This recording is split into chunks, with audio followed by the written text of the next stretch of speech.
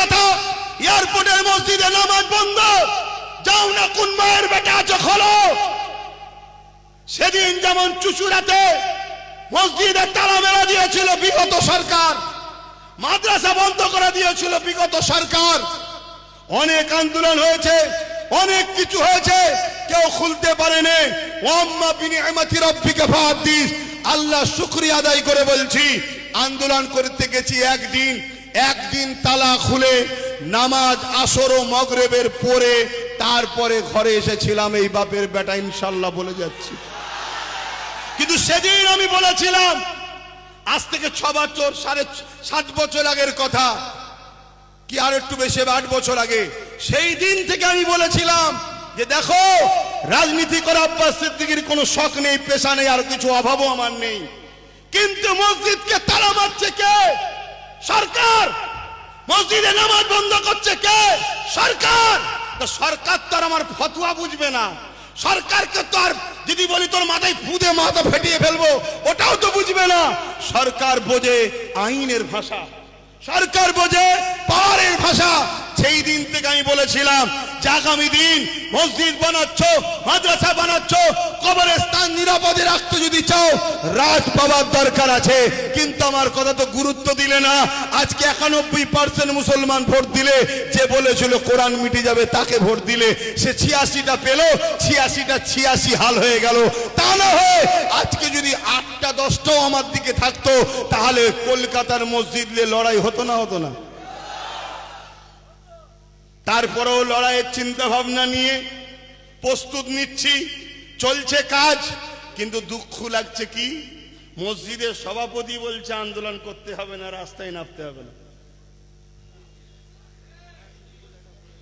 তাহলে বলুন গাদ্দার কোথায়? বলুন। আর এই কথা যখনই বলবো গাদ্দারের চালারা তখন আমার পিছনে মিডিয়াতে শুরু হয়ে যাবে। কথা বুঝে আসছে না? নাই লাও। ওই জন্যই বলছি বাপ, মুসলমানকে চিনতে বড় মুশকিল হচ্ছে। তাই প্রত্যেক জায়গায় বলছি, তুমি যদি আমার হও আমি তোমার জন্য হব। তা তুমি কি আমার? যদি আমার হও তার দলিল কি আছে, তার প্রমাণ কি আছে?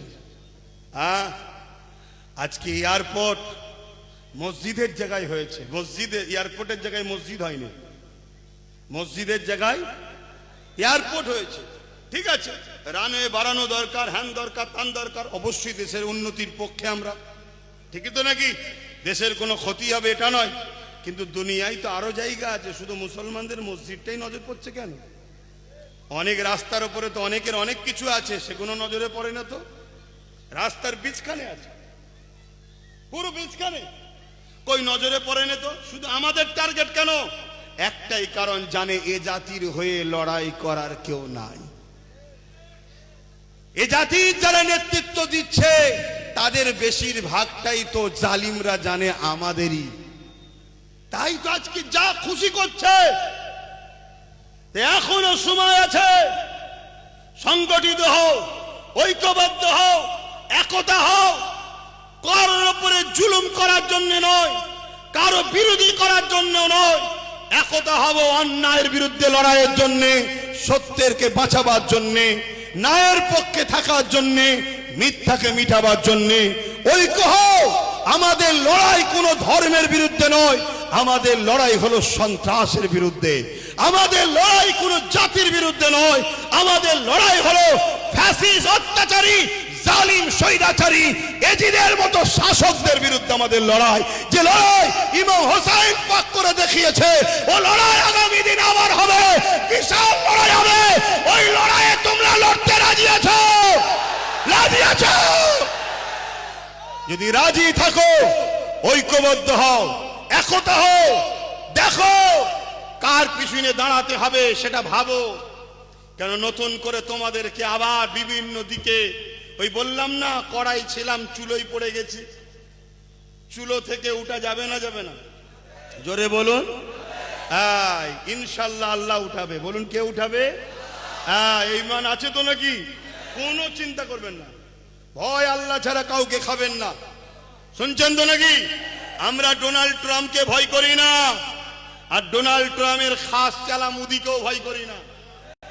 মোদি হচ্ছে ডোনাল্ড ট্রাম্পের খাস চালা, শুনছেন তো নাকি?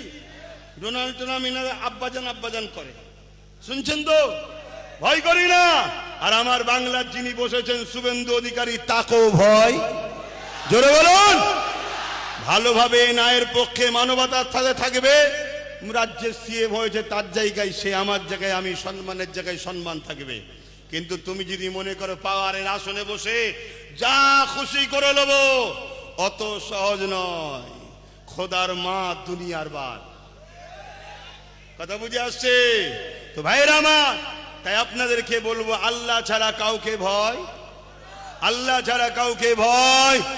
জবান খুলে খুলে বলুন, আল্লাহ ছাড়া কাউকে, আল্লাহ ছাড়া অন্য কাউকে ভয়। আর নবী ছাড়া আমাদের কেউ নেতা মানি না। কথা বুঝে আসছে? ভালো মুখ্যমন্ত্রী ভালো বলবো, ভালো প্রধানমন্ত্রী ভালো বলবো, খারাপ মুখ্যমন্ত্রী খারাপ বলবো, খারাপ প্রধানমন্ত্রী খারাপ বলবো, ভালো লোক ভালো বলবো, খারাপ লোক খারাপ বলবো, ভালো মুসলমান ভালো মুসলমান, ভালো অমুসলিম ভালো মুসলিম। যদি মুসলমান খারাপ হয় তাকে খারাপ মুসলমান বলবো, ঠিক তো নাকি? হ্যাঁ, এই হক কথা বলতে হবে। জালিম শাসকের সামনে হক কথা বলা সব থেকে বড় জিহাদ।